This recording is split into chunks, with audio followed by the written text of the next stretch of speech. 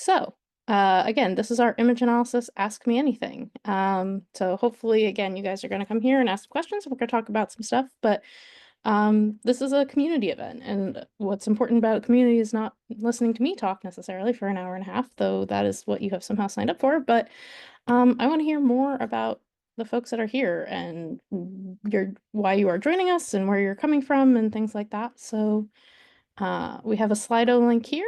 If folks want to take just a second and pop in. We'll be able to submit questions for the Q&A here in Zoom's Q&A box. But if you're willing to tell us a little bit more about yourself and why you're here, then we have this Slido link available. This link you can also find in the resources tab, which is a new tab that's sort of down near Q&A and stuff like that. I'd never noticed it before anyway. And you can therefore just sort of click right through onto that link. Okay. I see some folks have found the link. I see some questions, some answers starting to pop in. That's great. Let me actually. So far we're asking folks to just tell us a little bit more about current career stage, find out sort of who is here with us in the audience today. Can go ahead and turn the live answers on for this one.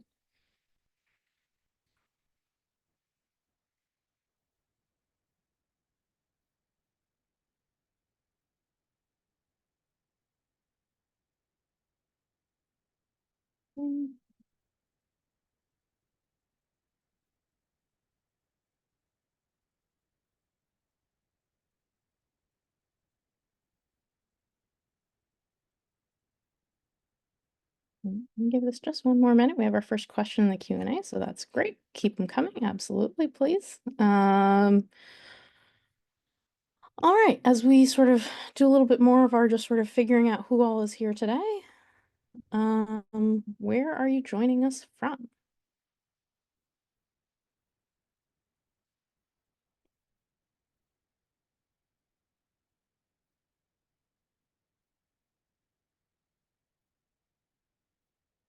All right. Apparently we play big in Europe here. Oh, we have one North America again. Given the hour, we're definitely, unfortunately, probably excluding a lot of the west coast of the US, trying to make sure that we can get some representation from late night in sort of Australia, Oceania, and overlap with Europe as well. Great. All right. We do have a couple folks joining from other parts of the world as well. That's great to see. Nobody else being a smart aleck and saying elsewhere and not in any of the continents. So I guess we have no viewers coming here from the ISS. All right. This one I think will be interesting. Would like to know, and again, I apologize, I know this isn't truly a dichotomy, but for this community, often we have, a dichotomy between sort of people who consider themselves biologists and people who consider themselves some computer scientists. If you're not a biologist, but maybe like a chemist or a physicist or something, some other scientist versus computer scientist, it'd be interesting to see how much we have here, people who spend a lot of time sort of training networks and so who are used to sort of spending a lot of time on computers versus people who are maybe joining this field for the first time and getting used to what is computer science going on.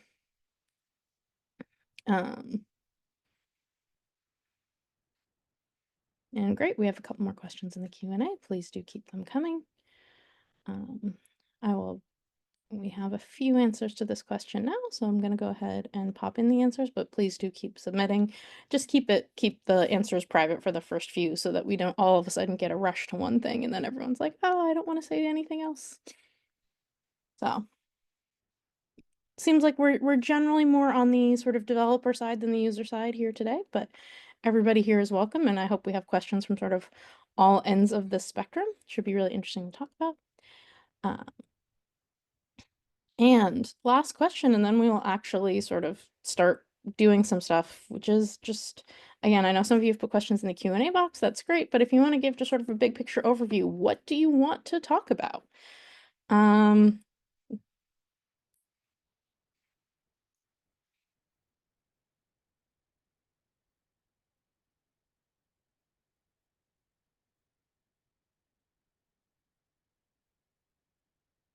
we can talk about, again, it seems like several people are typing, which is great. There's a lot of things that our lab certainly works on. We do image analysis for basically everything from organelles to organisms. We also make new image analysis tools. We also spend a lot of time thinking about teaching in the community and sort of how can we really make sure that we enable the community to really get a sense of, you know, what's going on. How can we act? What do people need? How can we actually deliver tools, not just that we think are cool, but that actually are going to meet the community needs the best. All right, some interesting answers coming in. So I'm gonna again give folks a couple minutes to do this, and to sort of put things into the Q&A box as well. Um,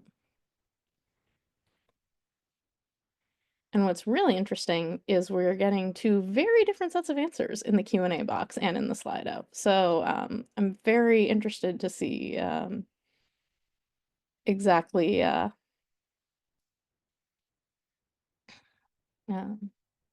right, nobody is actively typing here anymore, so let's. A lot of different things that we can potentially talk about here. Image preprocessing, background subtraction, the future of bright field, OME-ZAR, denoising, a lot of things that are sort of on the, like, let's actually talk about, the hardware side. Welcome also to those of you joining us. This Slido link, you can join at the link that's here. It's also in the resources section of this Zoom webinar, but you can feel free to submit questions for the Q&A in the Q&A box, or just, say what we're talking about. Unfortunately, because I'm doing this myself and not with a sort of team of people, we're going to have to do it just by a text today. Trust me, this hurts me more than it hurts you because I eventually have to listen to this recording. So, and nobody likes listening to themselves talk. But we have a lot of stuff here that hasn't shown up as much in the Q&A box yet, but I hope, please feel free to send in things like that. We have things about core facility, career, jobs, academia, private sector, and definitely these are all things that we spend a lot of time thinking about, and would absolutely love to chat with folks about more. So please do submit your questions. All right. In the interest of actually getting to some of the questions that are in the Q&A box, I'm going to step away from Slido for the minute. We do have a few more Slido polls that, if we get a little bit quiet in the Q&A box, that we can go back to and sort of talk a little bit more about what you folks as members of the community are feeling about certain things. But as a background piece of text while I'm talking, I want to have this up every 2 years since 2018. We've been running a image analysis survey. It started out just as the team that eventually ended up becoming COBA, which is the Elisari lab at University of Wisconsin, as well as what was in the Carpenter lab and is now the Carpenter Singh and Cimini labs here at the Bird. But over the years, we've been delighted to bring on other partners for this survey, including Bioimaging North America, the Global Bioimage Analysts Society, and the Royal Microscopical Society. We do this survey now every couple of years because we want to actually get a sense of where people are, what are their difficulties, how can people access tools, can they not access tools, what problems do they think are well solved, what problems they think aren't. And we do it every couple of years because this field changes pretty constantly. I will say in the 2022 survey, which was in the first half of 2022, compared to 2020, interest in deep learning was down. I don't think we're going to see that necessarily in 2024. I think, ChatGPT coming out the second half of 2022 has majorly changed a lot of how people sort of approach deep learning and AI, and sort of their level of interest in using it to work on their tools and on their images. So please take 5 to 15 minutes, fill out this survey, and share it in your communities. The people who we probably need to encourage the most to take it are people who feel like they're too much beginners in order to actually take this. We want everybody's answers in the community, but I don't think anybody probably feels they're too experienced to do the survey, but we are afraid that people might feel they're not experienced enough. And we want to make sure that when we're building tools, we're building them not only building tools for people who build tools, but building tools for people who have a lot of computational discomfort too. And I have no formal computational training. I come from somebody who used to be very computationally uncomfortable. And so we want to make sure that we don't forget those people. Um, Great. All right. So I'm going to now start taking some questions from the Q&A box. Please do feel free to keep putting questions into the Q&A box, and yeah, let's get underway. Um, so we have a question from an anonymous attendee saying, let's say you have 16-bit TIFF images and you want to train a deep learning model. How would you pre-process these images in the most basic way? That's a really good question. And I will say there's a lot of sort of field discussion about what to do. What the vast majority of people do, because this is what all of the neural networks that are sort of trained to work on natural images do, is they just they rescale everything 0 to 1, chuck it into 8-bit instead of 16-bit, and then they make it RGB. So they sort of duplicate the image, into all three channels and then sort of call it a day. And it turns out that works for a lot of approaches. And even if you don't do the sort of channel bit, rescaling 0 to 1 and then making the image 8-bit is still the most common thing I feel like I see for a lot of deep learning approaches. Um, there's no reason in theory that you have to do this. Um, you can design architectures obviously however you want. But this seems to be the thing that is the most common. It's always a little bit surprising to me as a biologist how often this does work, because we're trained to think, intensity differences are huge and they should be, never changed, and they should be really valued, and scaling everything independently 0 to 1 would completely destroy that. Um, but this is an approach that does seem to work for a lot of things. It definitely also is going to depend on the kind of deep learning model that you're training. Um, I've seen that approach work in things like segmentation as well as in feature processing. In terms of things like denoising networks, I suspect that that would be a much less appropriate way to do things. Those aren't the kind of networks that I personally have worked with all that much, so I'm probably not a good person to ask specifically for those sorts of things, but great question. All right. Can I make time stack images captured in different time points to analyze cell migration by TrackMate? Yeah, that's a great thing to do. I'm not 100% sure from the point of view of if the question is, can you do it, which you totally can, versus how can you do it? In general, being able to sort of import image series and then sort of export them out with a particular dimensionality is something that a lot of softwares do kind of okay, and I'll include Cell Profiler in terms of sort of pieces of software that do this kind of okay. So Profiler has no innate knowledge of a time dimension. It just has an innate knowledge of which images should be grouped together, which is a thing you can use for Z projection or time. We don't actually handle metadata as much as we probably should in Cell Profiler.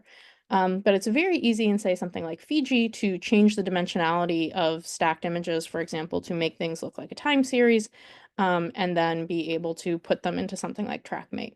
And I will say TrackMate is definitely my personal favorite program for tracking, though I'm definitely interested in playing around a bit more with some of the newer things on the block, like BTrack and UllTrack, because there's a lot of really good stuff coming out for tracking. And I see we have another question from the same person, which is, if migration of cells takes a long time, like weeks, what is the best way to analyze cell migration? Yeah, it's most of tracking, the sort of hard part is going to be about sort of figuring out your temporal sampling.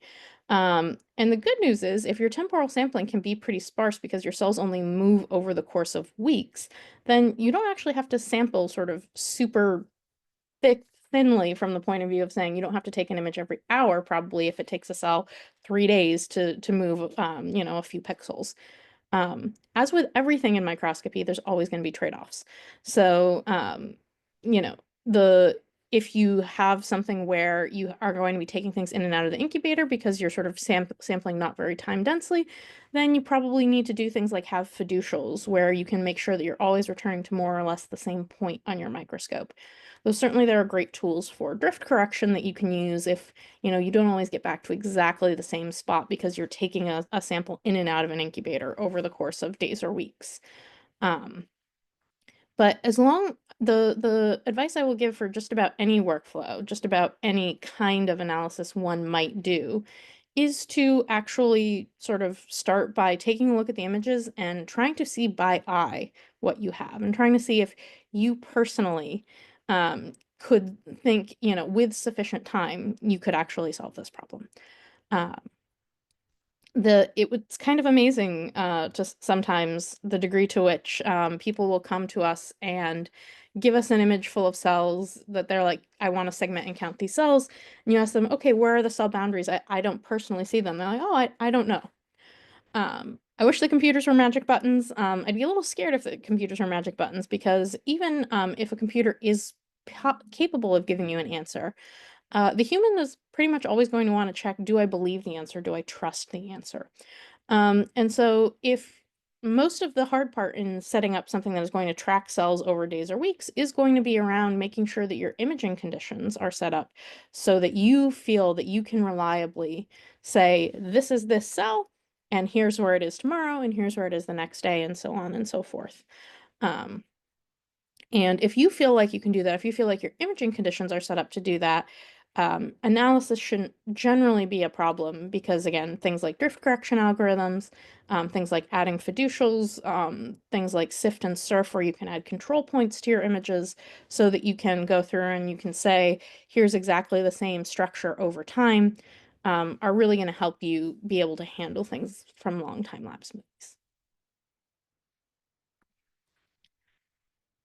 Great. Um,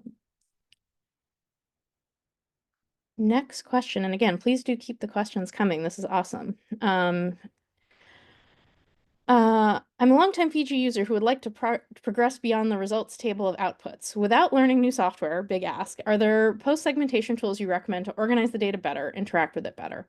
Application includes multi-well imaging, where I'd like data sorted by well ID, etc. I'm sure the excellent cell profiler will be the answer. Keen to stay in Fiji if I can. I totally get it. And in fact, Darren, thank you for the question, Darren. You are absolutely not alone.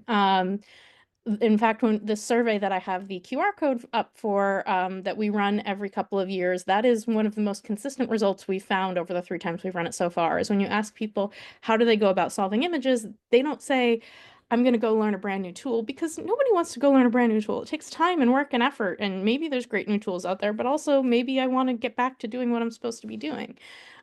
So trying to figure out how to make your analysis fit into your favorite tool is one of the most common things we get asked about, and it is totally how everybody works. Unfortunately, in terms of Fiji outputs, and then saying you want to start doing really complex things, I have never personally gotten that far in Fiji. I am certainly a big Fiji user, but I definitely can't say that I've ever gotten to the point where I've been able to do anything personally other than, doing a pretty simple reg table over and over again. So the kind of how do I say this?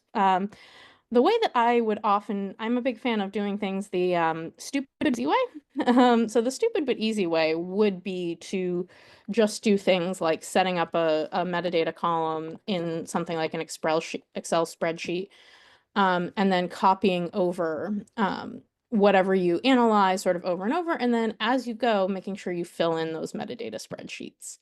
Um, there's probably also a way, and this would be a great question for forum.image.sc, shameless plug, to actually go in and say, all right, as I'm going to go through and do batch scripting or something like that, then I'm certain that Fiji has a way that allows you to do that if you're comfortable writing a tiny bit of code in order to do things like be able to pull a piece of metadata from, say, a file name or a folder name.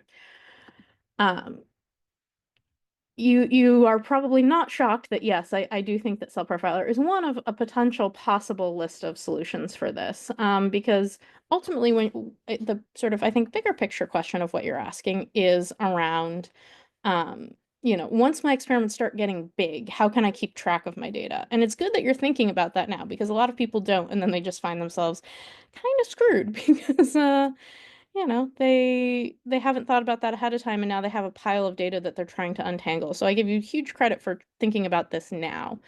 Um, I'm stalling a little bit because what I'm doing right now is I'm trying to pull up one of Cell Profiler's tutorials. So this is Cell Profiler's translocation tutorial. This is data from that, and I want to pull it up just to sort of show you. If I pull in the final pipeline, so we always give you for our Cell Profiler tutorials a sort of starter pipeline to build from, and then a final example of a pipeline. And why is that looking like that? That's so weird. Oh, Cell Profiler, why do you do these things to me? I put in some data here. This is something from a translocation experiment where we have things from multiple different wells, and you can see the well names here, A01, A12, B01, B12. And the way that Cell Profiler is set up is you don't have to, but you can pull out that metadata. And so you use this doing something called regular expressions. This looks really scary the first time you ever see it. But what this just does is this just sort of says there's stuff in the file name or the folder name. How can I get it out? And Cell Profiler actually does have a guesser here. Ooh, let me, that came up on the wrong screen. So you can actually hit guess here and hopefully it will actually figure out, things like plate well, site, and channel number if your data is coming from a high content imager. This is a good place to plug, standardize your file and folder names, pick a format and go with it. It doesn't incredibly matter to me if you use sort of underscores versus dashes. Try to avoid spaces. Spaces break things. But in general, you can pull out that information, and here, in Cell Profiler, what we've actually even done in this particular pipeline is actually even given you the ability to pull in outside data. So in this particular tutorial, we've also given you information about what's going on in each well. And so we have a CSV here, which I'll just pop open, where we have plate well, dose, and if something is a negative or positive control. And because we have this column here, well, then in Cell Profiler, because we can pull well out of the file name, because well is in the file name of each one of our files, we can then actually associate that information. And there's a great tutorial for learning how to do this. It's called the Input Modules tutorial. If this all looks really scary, my team has done a really great job trying to make sure that we can that everything is straightforward, and there's good YouTube examples for everything. But you can see now there's a column here now called dose. And that information didn't come from the image name. Dose isn't in the image name. It's actually from this external spreadsheet. So you don't have to use Cell Profiler. Certainly, there are many great tools of which Cell Profiler is only one. But as long as you keep your data in some sort of a consistent system, it's going to make your life a lot simpler. And some of that comes down to, again, consistent file naming, consistent sort of tracking in your lab notebook, however you're doing things. And hopefully in Fiji, there is a way to do it if you're comfortable with scripting. But I know not everybody who's here is comfortable with scripting. Sorry. I know that's a very incomplete answer, but it's what I got. All right.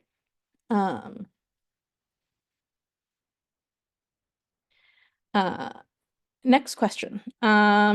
Would it be possible to have a tutorial about Cytominer and PyCytominer? I think these are really useful tools that can be adapted for different data sets. I talked to Esteban and he asked me how to use it. Esteban is a wonderful postdoc in my lab, as an aside. But I think it would be super nice to have the tutorial. Yeah, I think in general a PyCytominer tutorial is something that's very cool. If you want to know more about PyCytominer, it is a Python package that was originally written in the Carpenter lab. It's now primarily maintained in Greg Way's lab at University of Colorado Anschutz, and it's for data processing for image-based profiling. So this is really going to be a tool that is mostly helpful if you're doing things in like high content screens, things where you're doing things in multi-well plates, but it's designed to be really useful in order to, do things like aggregating data into wells, normalize data, do feature selection. And I'm hoping they linked to the preprint in this thing somewhere. Let's see. They did. Oh, that's exciting. If you want to know more about Cytominer and PyCytominer, Cytominer, which is the original one, which was based in R, is not terribly closely maintained anymore, unfortunately. But PyCytominer definitely is. And again, Greg Way's lab does a great job with that. There's more information here in this preprint, which we're currently revising for publication. There won't be a PyCytominer tutorial, and I unfortunately do not have time to do a sort of full end-to-end PyCytominer tutorial today. But what I will say is, if you want some example notebooks for and just some example things that are playing around with data that has been feature extracted and sort of comes from high content screens, I definitely recommend you go to the Morpheus tutorial tomorrow, which is being run by Suganya Sivagarnathan, who's another great postdoc in my lab. And here, she's going to walk you through how you actually do sort of downstream data exploration from that sort of downstream where you're typically PyCytominer in Morpheus. But it's good to know how to do that. If you're interested in using PyCytominer, it's probably a useful tool for you to use. But also, the tutorial materials there have some examples of notebooks that show how we have done, for example, the cleanup of data and the aggregation of data to actually get data ready for that tutorial. And so this is maybe a nice example to show of how much PyCytominer can make your life better if you're using with this sort of data. So here we've loaded in per well aggregated data. We're using pandas, though you could certainly, use polars or anything else you like or R to initially put metadata with compounds onto our image data, because they didn't do that step I just showed in Cell Profiler, where you bring the dose information, the treatment information in ahead of time. But once we have everything nicely cleaned up, we've removed our sort of manual columns that have things like names. Making normalized profiles is as simple as pointing it at the data frame and saying PyCytominer normalize. And then it will write out a GCT file, which we can nicely use in Morpheus. Then when we want to do feature selection, it's as nice as going PyCytominer feature select. And we can pick which operations we want to do there. So it's a really powerful tool. I will certainly recommend to that team for next year's I2K that they come here as well and do a PyCytominer tutorial. But checking out the Morpheus tutorial tomorrow, you'll certainly get interaction with this data set, including this notebook, and with then what you do after, which will hopefully also be helpful. Great question.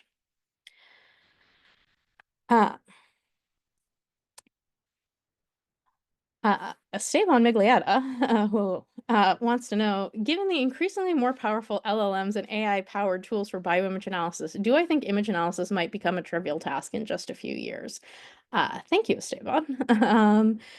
Yeah, I think that what a bioimage analyst's job is going to really change, probably over the next few years. It's already changed a lot. I've been somebody who would call themselves a bioimage analyst as their career for about 8 years now. Been doing bioimage analysis for something more like 15.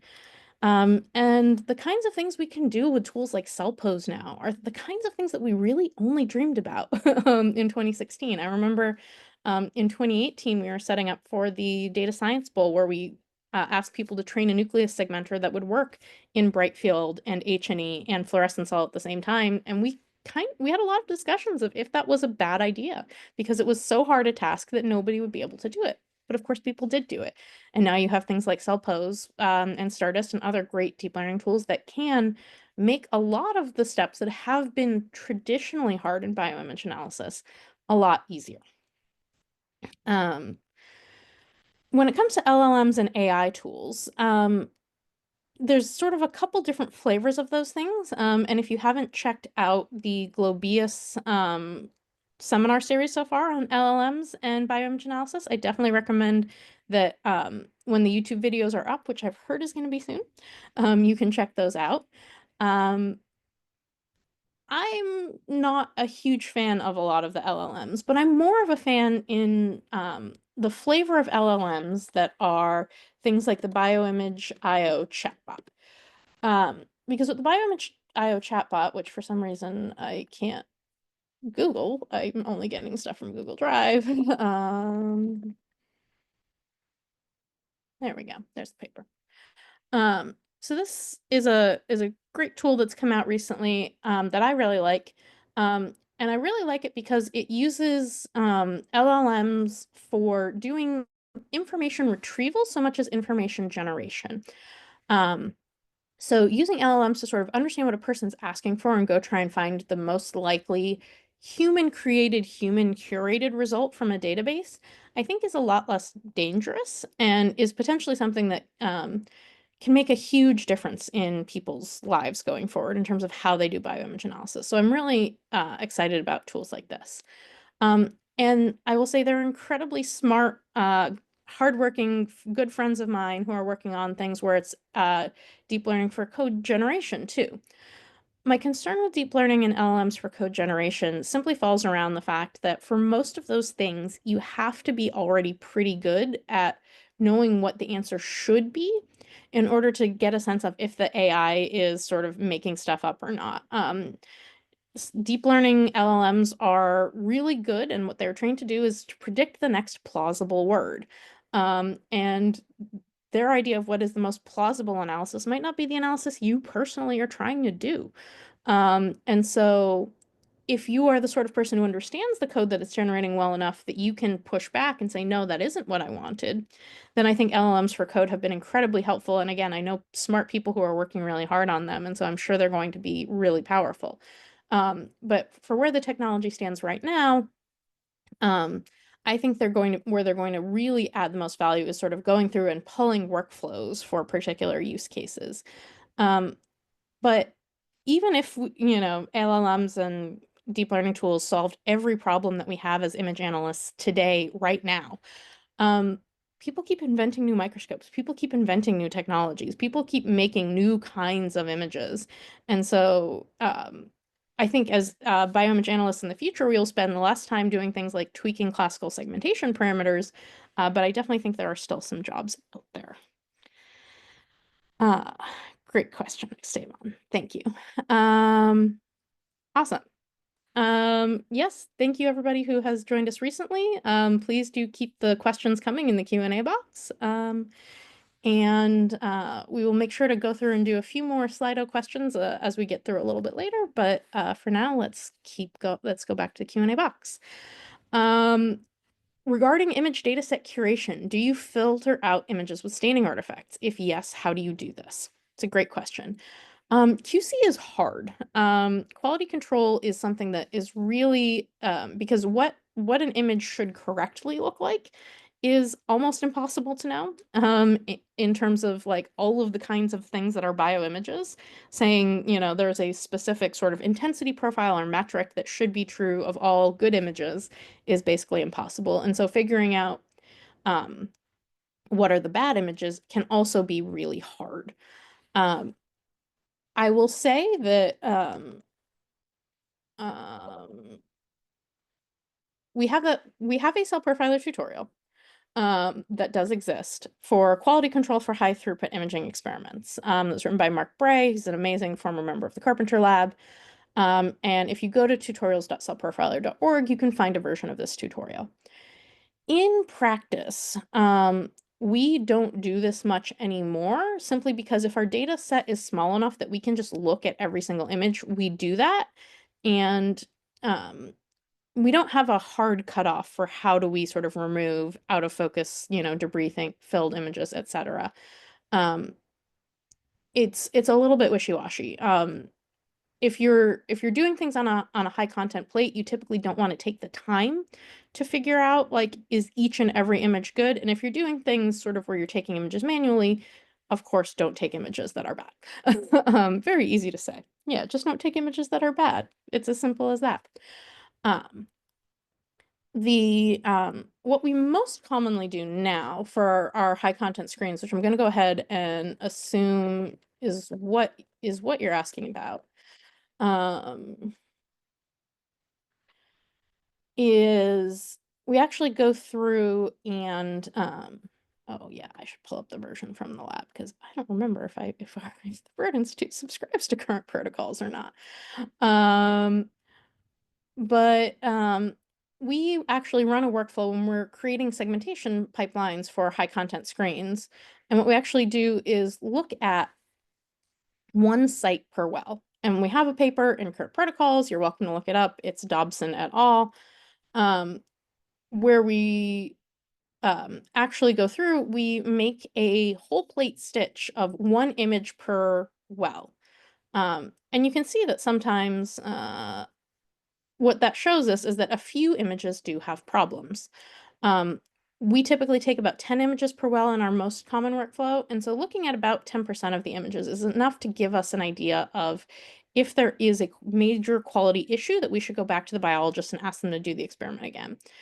If there isn't, then probably it isn't a huge deal because if you're taking thousands of cells, a quality artifact that's only affecting a few of them is probably not going to move the needle much. It's probably not going to make a huge difference in terms of what is the answer. And of course, this is also part of why we repeat experiments and we do things n equals 3 or n equals 4, n equals 5, because then if random crud falls in the well, it's unlikely it's going to always fall in the same well. All that to say, if you are really concerned about image quality and you want to run the quality control workflows that we have tutorials for, we do that in Cell Profiler. There's a module called Measure Image Quality. It adds, the best quality metrics we have, again, none of which are perfect. We simply just don't do this anymore because in general, we don't find that the effort to do this, if we are also taking time to look at the outputs of our segmentation, sort of is worth the time that it takes because it can take, 10, 20, 30 hours. And that's a long time. But sorry, very, very vague non-answer. Great. Thank you. In deep learning image segmentation pipeline, is background subtraction a common important pre-processing step for confocal laser scanning microscopy images? Saying anything is common in any sort of deep learning model is a little bit of a minefield here just because things change so often. You generally shouldn't have to do background subtraction for a lot of kinds of deep learning. If you look at the Cellpost 3 paper, however, what Carson Stringer has found, and generally if Carson Stringer says something, I usually believe it, is that when you do deep learning, there's some amount of denoising that in the data sets that she's been working with that does help improve the segmentation process. But the beauty of deep learning is that in theory, it can be trained if you have enough training data to ignore things like high background. So you shouldn't necessarily need to, but it might help if you're sort of maybe going through and using something classical like Fiji or Cell Profiler to make training data. Background subtraction might help you in those classical tools in order to make that. But it shouldn't, strictly speaking, be required, though there's some evidence that it does actually help. Great question. Uh,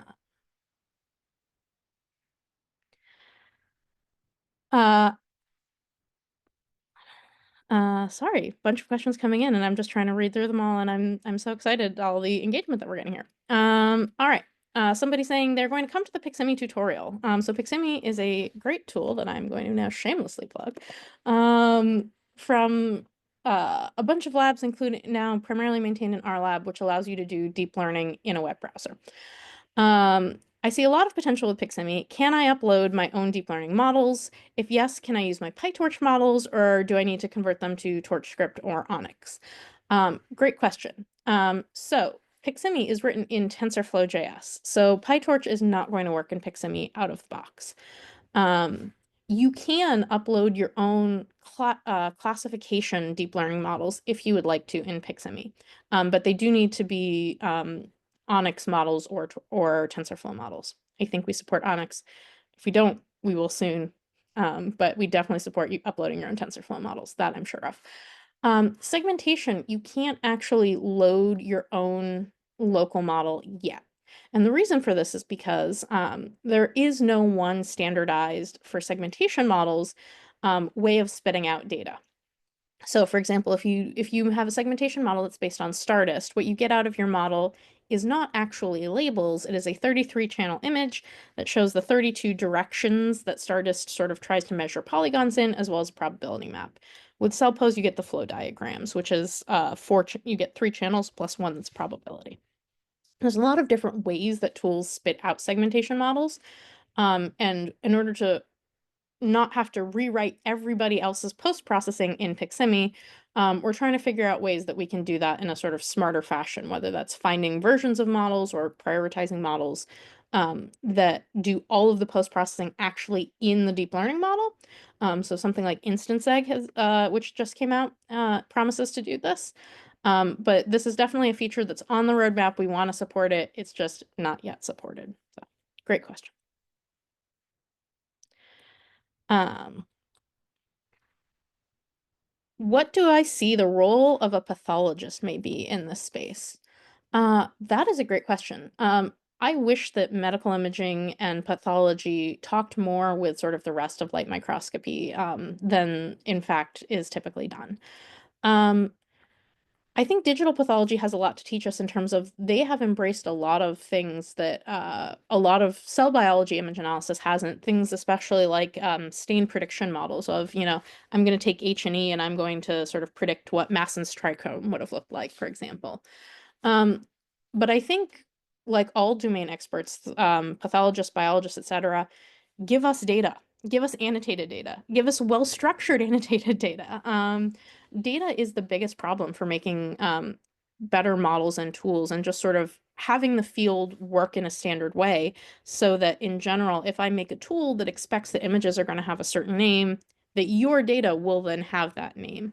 And so I think the role of pathologists is to tell us what they want, to tell us what they need, to tell us what's hard and how we can make it better. But then also to make sure that if what they want is new models for deep learning or new workflows, that they make sure that we have lots of examples and that as much as possible, the field standardizes on a few different ways of doing things so that we can actually sort of know that when we get a set of data or we find a set of data, exactly what it is and how to use it. Great question. Um, what is the best GUI toolkit to use for building Python desktop apps when considering flexibility, licensing, and ability to interact with images and plots?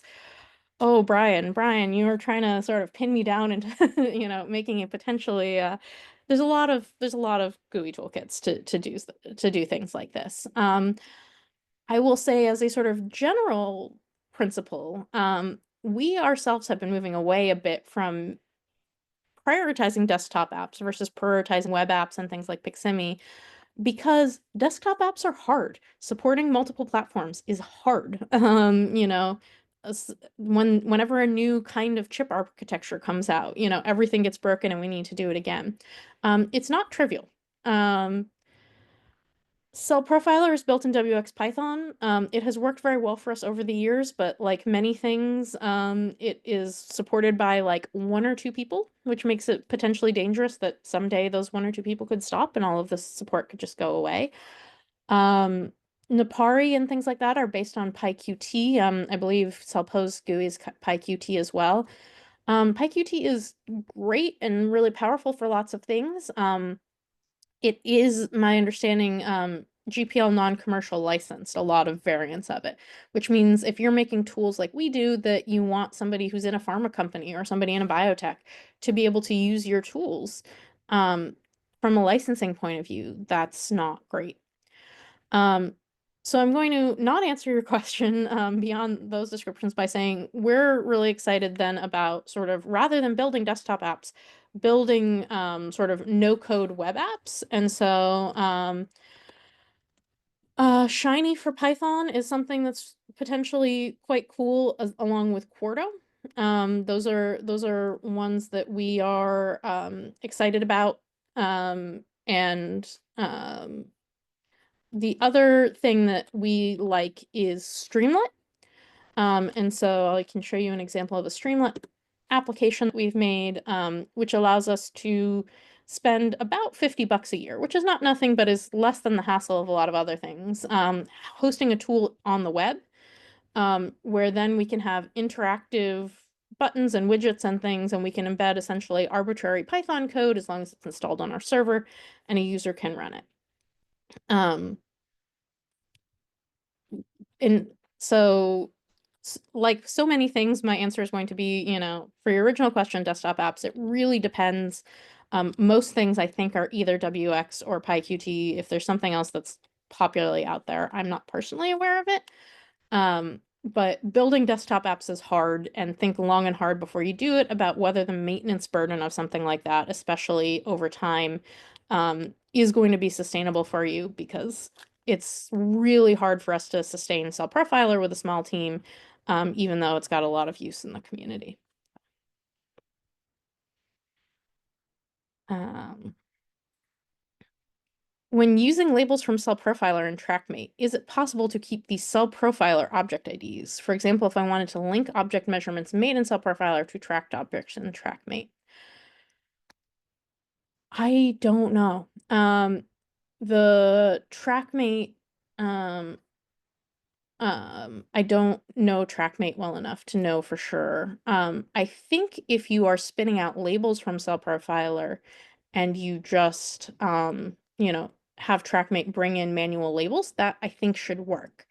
Um, I don't see why it would renumber them, but I'm a advanced beginner in TrackMate at best. What I can say is the same paper that I showed you before, where we sort of do segmentation checking by running segmentation Cell Profiler and then using Fiji to create whole well plate stitches. The other protocol that's in this paper is actually about um, using TrackMate and then bringing the data from TrackMate into Cell Profiler. So do TrackMate first and Cell Profiler second in order to take tracked objects in TrackMate, and then add Cell Profiler measurements on top. So this is the way that I know for sure will work, because smart people like Anna Clem told me that it would, and I believe them. But um, I suspect if you just use subprofiler masks, TrackMate shouldn't change them. And even if it did, in the worst case scenario, you could use things like XY centers, which subprofiler will spit out and ImageJ will spit out, in order to sort of realign things at the end. But I know if you do TrackMate first and subprofiler second, that that does work. And again, Dobson et al. Is the citation. Sorry. Do not know everything, unfortunately. But that was a great question.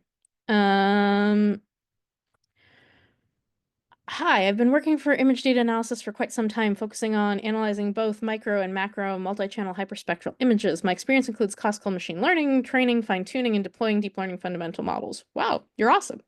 Some or most of this work has been deployed in functional, scientific, and commercial data analysis pipelines. However, my formal education is in plant molecular biology, and I would like to continue in a science-related field, even if it's within an industry company. Can you suggest where to find a suitable position? Yeah. Um, that's a great resume. I will say, my experience is similar. My formal training is I have a PhD in molecular biology, cell animal biology, not plant molecular biology, but uh, I have picked up a lot of other skills along the way.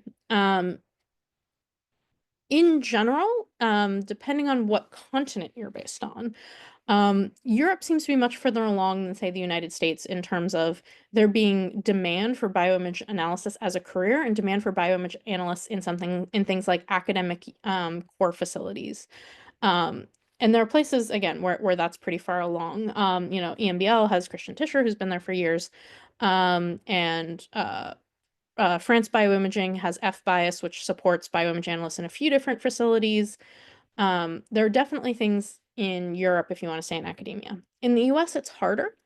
There are some places that are now sort of recognizing that bioimage analysts can actually add a ton of value. It's not everywhere yet. I wish it were. There will be a paper coming out on Friday, in Journal of Cell Sciences, that about 30 of us from the bioimage analysis community wrote to basically say, hey, bioimage analysts are great. You should give them jobs. And here's how we can demonstrate with spreadsheets how much we add value. If you're in the US, which again, I don't know that you are. That is the world I know the best. Pharma and biotech are definitely more open to sort of recognizing the value of computational training, and sort of saying, yep, this is a person who we should hire, because we need really good bioimage analysis, which it sounds like you have a great resume for. But Definitely feel free to drop me an email if you ever want to become non-anonymous. I'm happy to, if you have more details, connect you to folks that I'm aware of that are hiring. Um, but it's a tough job market out there, I think, for a lot of things in pharma right now, including bioimage analysis. So I haven't seen tons of positions, but they are definitely out there. Uh, these are all fantastic questions. Thank you all so much. Any tips about good benchmarking approaches for evaluating segmentation? What I've seen in publications look more computationally challenging than just doing the actual segmentation, or is a comparison to a manually annotated ground truth. As a biologist, I can't honestly justify going for either on my own. Love this question. This is a great question. Yeah. Um, Evaluating segmentation is hard. And yes, you're completely correct that if you are a person who is making segmentation algorithms and you are therefore putting out a paper where you are evaluating your segmentation algorithm, the two major classes of things that people do are either make a bunch of synthetic data and prove that your algorithm works pretty well on synthetic data, or go through and make a lot of things by hand. Unfortunately, both of these things are hard, as you very correctly point out. Also, unfortunately, I'm not really aware of any other option. So again, in practice in the lab, what we tend to do for our own sort of high content screens is not try to necessarily evaluate this quantitatively. Um, we we evaluate this sort of by eye because the alternatives are to make synthetic data or to spend a ton of time making manual ground truth. And we don't particularly want to do any of those, certainly on an every experiment we do basis. Um, if you have ground truth from one of those ways and you're looking for what is the best way to do it, I cannot recommend enough this metrics reloaded tool. And again, this will be up on YouTube later, so I will probably forget all of the links and I don't have any way to get them to most of you anyway. But where you can actually go through and it will tell you the right metric where if you do have ground truth, either synthetic or hand created, in order to sort of check your segmentation, which is the way to do that? Is it something like dice score or, what exactly is the math that you should run? But generally people don't. Um, and this is where experimental design comes in. Making sure that you can, again, either check every image or a completely representative subset of images by eye, or building in controls that will let you check that your segmentation algorithm is working as expected. So using things like your no antibody control and making sure that no objects are found. Or, doing things that should inhibit growth rate or accelerate growth rate, and that therefore you should have more objects. Unfortunately, to evaluate if an algorithm is doing the right thing, you need some sort of truthiness. And so that either needs to come from your biological setup, or it needs to come from you making synthetic data, or it needs to come from you spending lots and lots of hours by hand. If you're a segmentation algorithm designer, you should probably do that. If what you care about is a biological question, you probably don't need to, actually quantify the accuracy of your segmentation. I hate saying it, but unfortunately, I think that's true.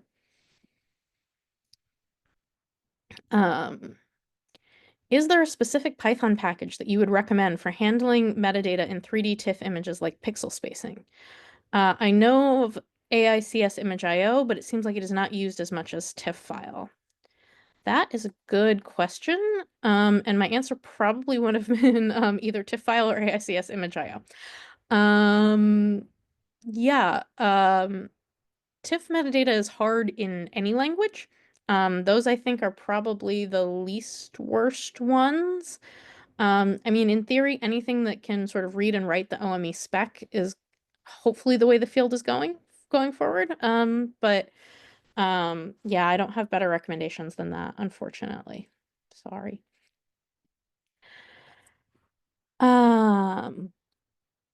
I need a cough. One sec. Uh, cool. My lab does high throughput microscopy imaging, and we use an Opera and Operetta to generate images of cells following drug treatments. Is there a plugin that allows Cell Profile or any of the other listed software to read Operetta images? Awesome. We use an opera all the time.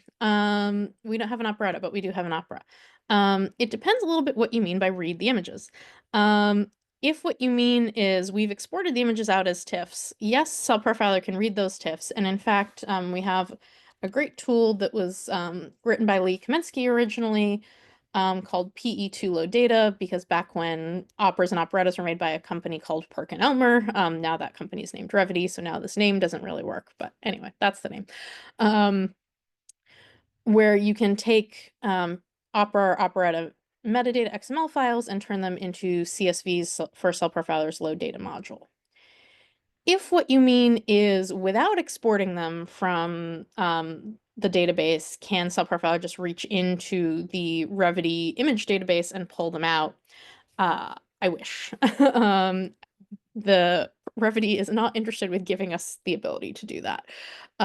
So unfortunately, images have to be actually pulled out of the thing with an export experiment measurements run, is what I believe it is what it used to be called. I don't know if it's what it's still called. But we can't just reach into the database because we don't know how to read their hashes, and I don't think they're going to tell us, sadly. Great question. Alan O'Callaghan. Hey, Alan. Good seeing you last week. I think AICS is being phased out in favor of BioIO. Yes, I think I heard something about that. Totally right. Thank you for correcting me. Please, everybody else, if I say something stupid, correct me. All right. How do I evaluate the role of containerization of applications for bioimage analysis? Thank you, whoever asked this, for then allowing me to shamelessly pitch several of our projects. We're big fans of containerization, and part of the reason we're big fans of containerization is I hate helping people debug installation issues. It is so hard, and going back to my answer to Brian's question earlier about, making sort of desktop Python packages, everybody's computer works differently. Everybody has different things installed or not installed, or is missing this library, or has an old version of that other library. And it takes really smart people a really long, hard time to do this. The nice thing with software containers, and I'm going to try to sneakily now see in the background if I have Docker running. I don't, but I could. Is that in theory, software containers allow for once and only once installation. You install a tool into a container, and then you just need a container running program on anybody's tool or anybody's computer who wants to use the tool. This has a lot of advantages, mostly that you don't have to install things on other people's machines, other than the container running tool. So we're excited about the idea of containerization in general, and we've been making Docker containers for Cell Profiler going back to, I think, 2017 or so. Now, containers sometimes get a bad rap for not being user-friendly, and that's because you most typically interact with them via the terminal. And most people who are not computer scientists don't want to interact with the terminal.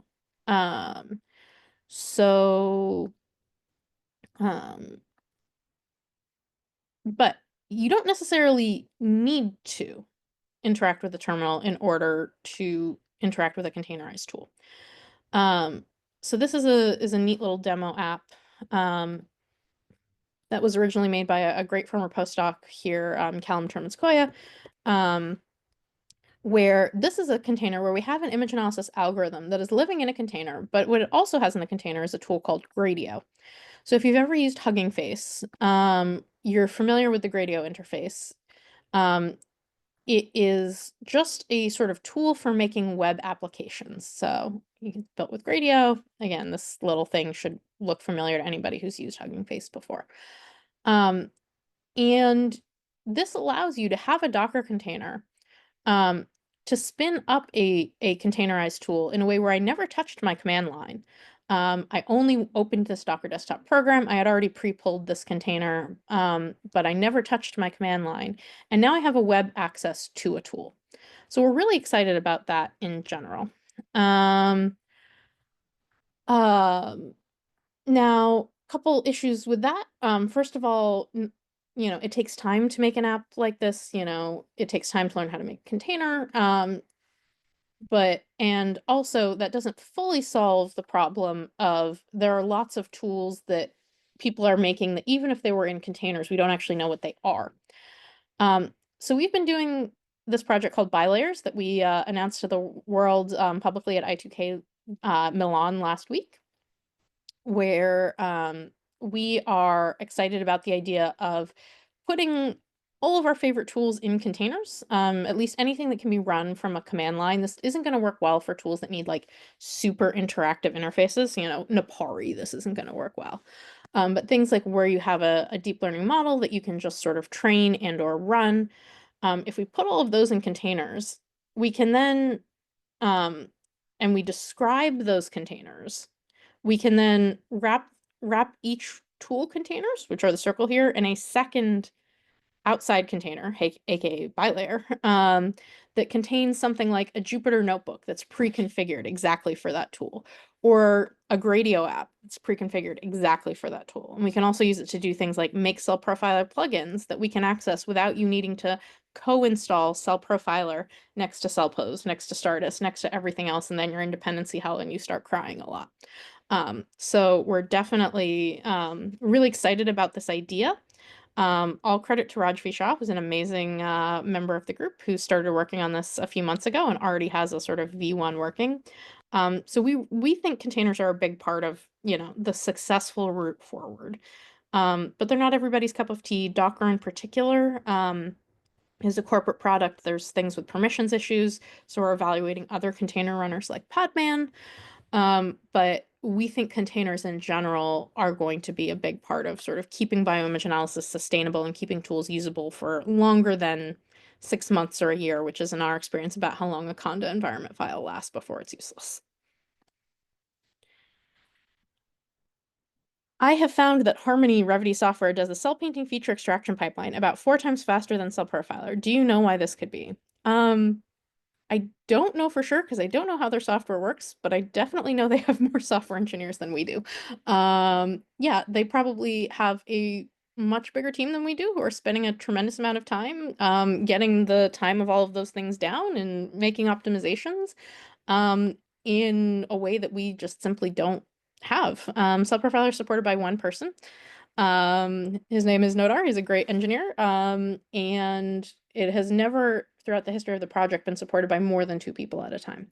And so the commercial softwares are in many ways are going to be better than Cell Profiler for a lot of things. Certainly, oftentimes people try to sort of say, well, like, what about Amaris? And Amaris is great. I love Amaris. It's incredibly powerful. It's slick. It's beautiful. It works really well for a ton of problems. They charge you like $15,000 a year. They can pay a lot of engineers. It better be good. So I'm sure the Revity software is better than Cell Profiler. And if that works for you, use it. By all means, use it. Hopefully they tell you how their algorithms work in terms of then you being able to sort of make things reproducible. If not, you know, maybe you run Cell Profiler in parallel just in case if there's something that you think is weird going on. But we are never against the commercial tools. The commercial tool makers are our friends. They do great work. They have more money than we do. They can make products that are in a lot of ways nicer. And so, yeah, if that's what works for you, totally.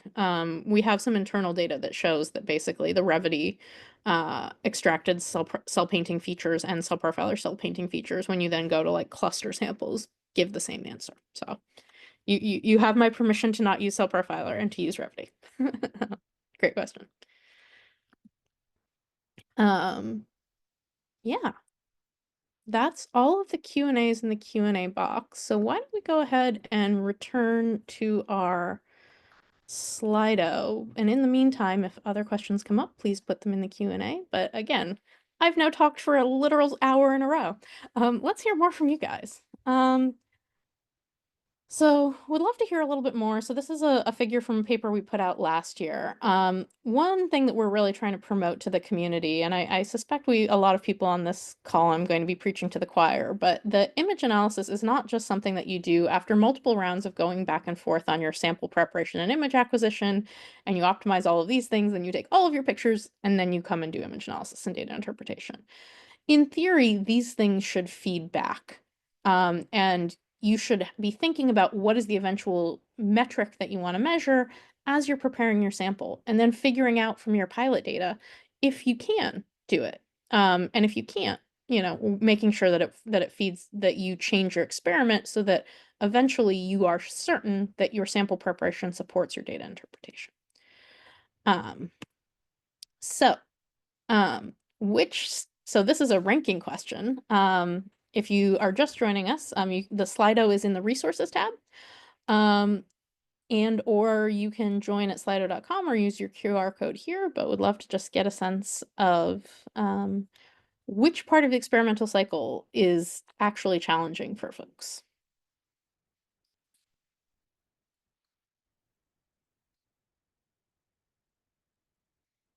And in the meantime, as you do that, we have another question. Is it good practice to use more than one software for image segmentation and image analysis, especially when looking at the effects of treatments on cells, etc.? Anything is fine as long as you write it down.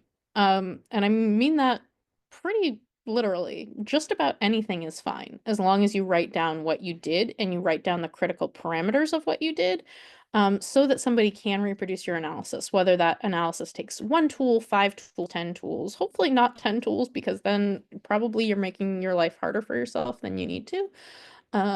But, no, I wasn't trying to do that. Let's go back to this while I try and do what I was actually trying to do. What I'm trying to do is,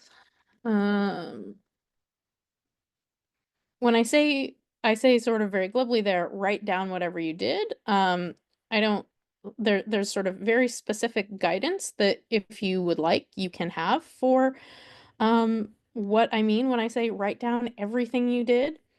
The great folks at Quarep put together this super awesome paper that came out end of last year about what are checklists for how you should treat images in figures. And also, when you are documenting your image analysis workflows, depending on the kind of workflow that it is, what are the things you should do? And again, for things like making neural networks, that might include even like making a container, but certainly it's things like citing the tools that you use, describing the sequence, writing down their key settings. So the only reason to not stick to say you only ever want to stick to one tool is for your own convenience. And if you have a tool that gets you getting to the work of the workflow in the workflow, great. But for a lot of people, that's simply not how things go. But as long as you write it down, as long as you make it very clear how you got from A to Z, whether you got from A to Z in 1 tool or 10 tools, there I don't have any particular, opinion on. Okay. Where are we at? This is kind of what I expected. I suspected that, in fact, that sort of the image analysis and the data interpretation are the hardest part. Because again, especially when you get into data interpretation, figuring out the statistics, figuring out how you can accurately show and accurately describe what's in your data, something I always found hard and find hard. I've taken a couple statistics classes now, but I have no formal math training other than 1 college statistics class. And I think that there are some resources out there for helping you figure that out, but I think there aren't nearly as many as there could be or there should be, and they tend not to be integrated into things like image analysis or microscopy tools, so you generally kind of have to figure it out together. Awesome.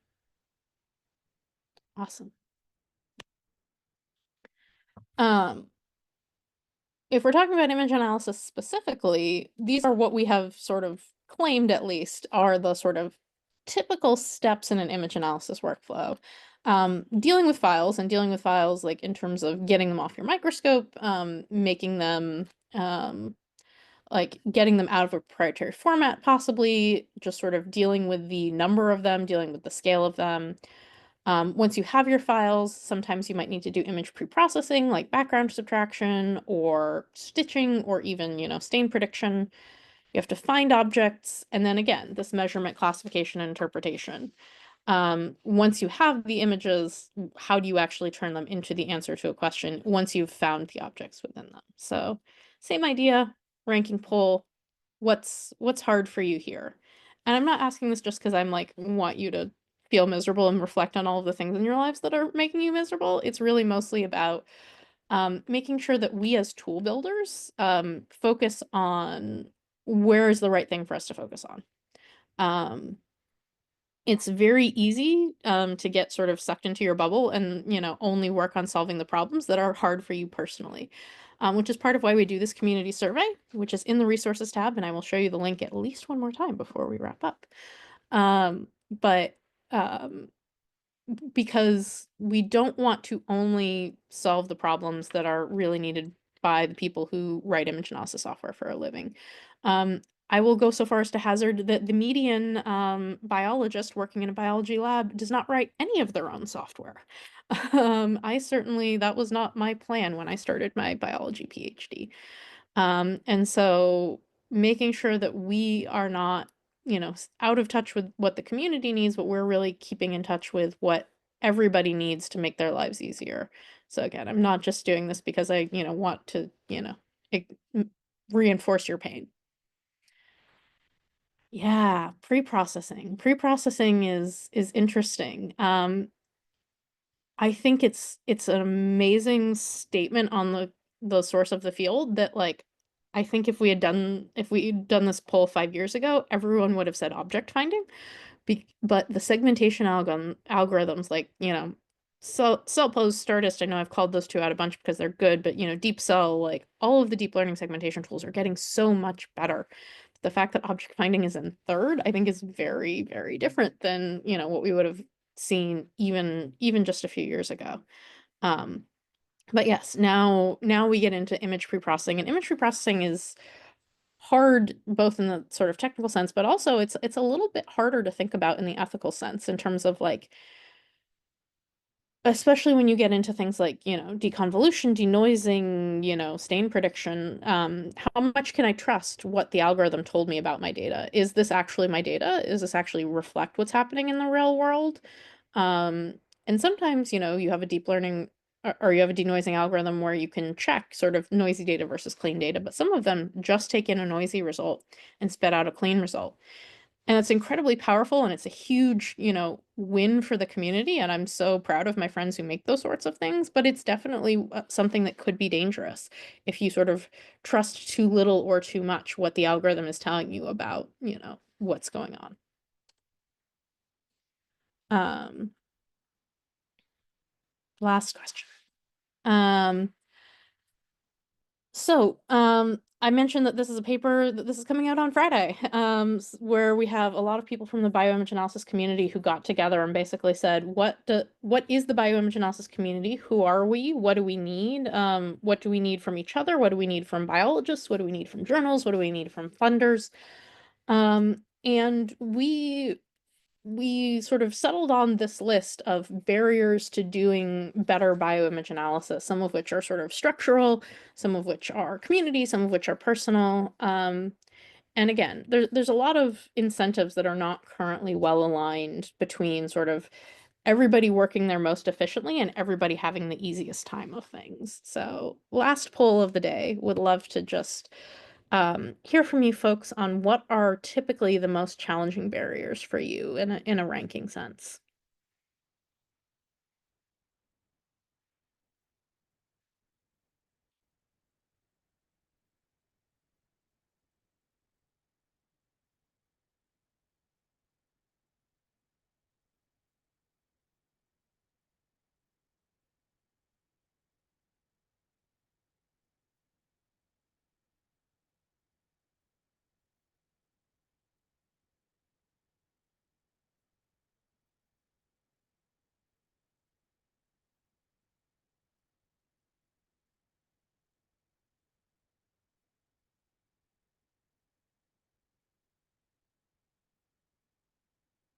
Mhm. Get some answers in. I'm gonna go ahead and make the results live. Cool. Yeah. How can bioimage analysis be my career? I don't, I'm not really sure. I'm still trying to, make sure I figure out my career as well. But I will give one more, shameless self-serving plug for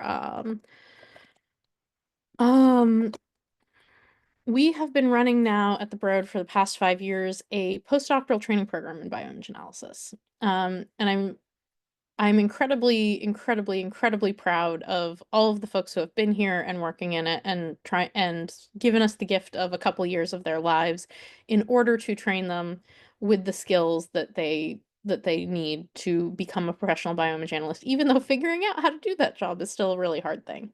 And they work on about 10 projects a year. We give them a sort of template curriculum, and they have done a tremendous amount of impact on the community, which is mostly what I want to highlight because I'm so ridiculously proud of these folks. Where they've written dozens of papers and helped, they've conducted hundreds of office hours, which you too can attend our office hours. If you go on our lab website, you can find out more. They post a ton on the forum, they write blog posts and tutorial YouTube videos, and they are running 5 different tutorials this week at Virtual I2K. So figuring out how to make bioimage analysis your career, if it's from a skills acquisition point of view, I will say we have a couple slots a year. We don't have an incredibly large number of slots for this program. I wish we had infinite funding. But if that is something that's of interest to you, that is a program that does exist. And yeah, figuring out how we all fit in the community and how we sort of get the community to move forward together is where I'm sort of seeing these answers. We're a weird community. We were joking at Bina about how the bioimage analysis community is sort of 3 communities in a trench coat. We are sort of the statistics community and the microscopy community and the computer science community all trying to hang together, and nobody has all of the skills and nobody has all of the answers. And so everybody tries to figure out sort of where their niche is and how much of it they can cover. But the great thing about the fact that none of us exactly fit is that all of us are together and that none of us exactly fit. And I think that has made this community a very friendly community and a community that really loves sharing and teaching with each other because we all know that we all only have a piece of the answer. That's one of the things I love about the bioimage analysis community. It was lovely seeing many of you who were on the call last week in Milan. Um, I hope to see many of you at the in-person I2K in 2026 or at workshops or conferences going forward. But we all agreed last week in Milan that the hug index of the bioimage analysis community, as community indexes go, is very high. And so if you don't feel like you fit or you're not sure where you fit, I promise you that's how we all feel. And you just want to sort of dive in and, talk to people and ask questions. And I've never found a bigger group of happy dorks who love talking about this stuff and love teaching people things and are excited to teach people things. It's really a sort of fantastic group of people. Um, I don't know how to figure out how to get us all money, but we're working on it. There's people trying. Um, and that is the end of the sort of slides and polls and questions that I had prepared. That is the end of the questions that were in the Q&A. We're about 10 minutes from when we're supposed to wrap up, so give people another couple minutes. This link is also in the resources tab if you want to, just click straight on it. But please do take this survey, share this survey, share it with people who think that they're not advanced enough to take this survey, because we really want to make sure that we are getting as complete a representation of the community as we can, so that we can be making the right tools and doing the right things. But yeah, any last questions?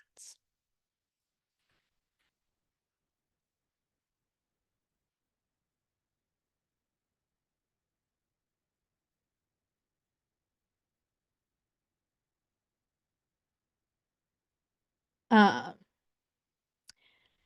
if I want to put a filtered image in a publication, should you mention how to do it in the figure legend, or is the method part better? I suspect you want to give a brief description in the figure legend and then a more complete description in the method.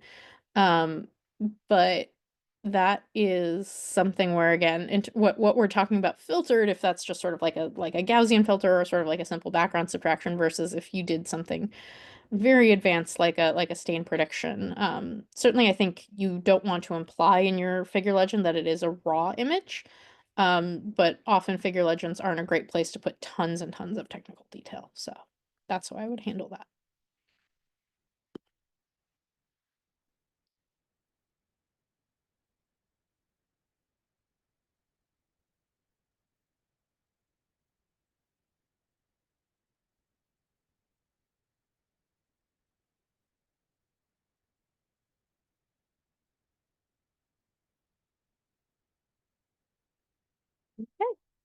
I think that that's a signal that we're about wrapped up. You have about till the end of when I finish talking here, otherwise, but I want to thank everybody so much for coming out. I hope you found it a useful use of, between 15 and 90 minutes of your life, however long you were hanging out. It was fun to get to hear what the community is interested in talking more about. I hope that the resources and things that we showed were helpful. You can find this talk later on YouTube, where if there's anything that I went through too fast, that you will be able to sort of find a link later. But thank you for the gift of your time. Thank you for the gift of the working on the polls and sort of giving us some answers to some questions. It will always help us sort of figure out how to make this community better. And I hope, whether this is currently your morning, your evening, etc., that you have a wonderful rest of your day and rest of your week. And yeah, hope to run into everybody soon. Ooh, one last question. How important is formal math education for successful use of image analysis tools? Um, Statistics, I think, is important. If you're training your own deep learning models, linear algebra is probably good, though I'll say I've trained some deep learning models and I never went past calculus 2. But I don't think, unless you are trying to design new architectures, I don't think you actually need to have full on, fancy college math. Statistics to me is more valuable, again, especially given the poll answers we were just getting about that describing images and image statistics is the hardest part. So um, that's my personal opinion on that. Thank you so much for your time. Oh, so to be really creative, you still need fancy. Well, it depends what you like. Is statistics fancy college math? A lot of places teach statistics in high school. Uh, I think there's better and better tools for training deep learning models that you don't need any math or even computer science to use. If you want to design new kinds of architecture, though, or like create new loss functions, because you want your neural networks to come in a new flavor that didn't exist before, I think then you will probably either need fancy college math or have friends who know really good math. So that's how we sort of do things around here, is we have really smart computer scientists and really smart biologists, and we just make sure that they can talk to each other, and the smart computer scientists do the smart computer science and the smart biologists do the smart biology, and we all just sort of stick with our areas of interest and then also learn more as we go. There is another non-answer for your question. Math definitely helps, but there are definitely people working in stats and image analysis who didn't study maths at a high level in university. High also, yes.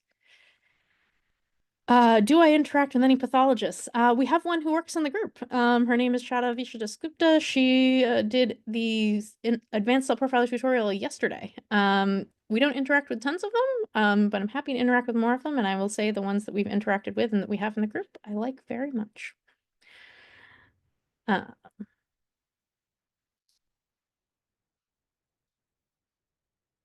Great. Thank you so much, everybody. Incredibly appreciate your time. Have a wonderful rest of your day. Bye-bye.